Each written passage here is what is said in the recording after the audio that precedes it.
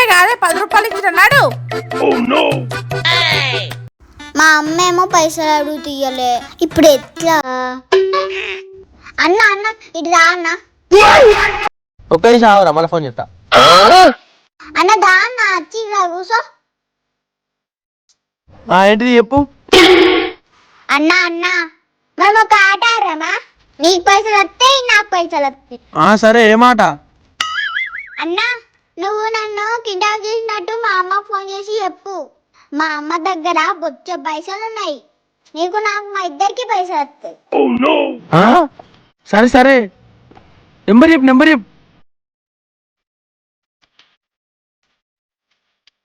మీ అమ్మ ఫోన్ ఎత్తలేదు. అట్లనే చేయన్న, ఎన్ని మిసులు కాల్ వస్తే అన్ని పైసలు వస్తాయి మనకు. సరే అని అన్న, నాకు ఆకలి అవుతుంది, చిప్స్ కొనిస్తావా? ఆకలి అవుతుందారా?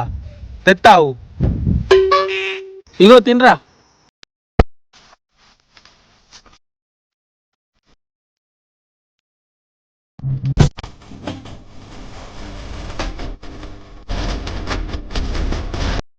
ఎత్తు.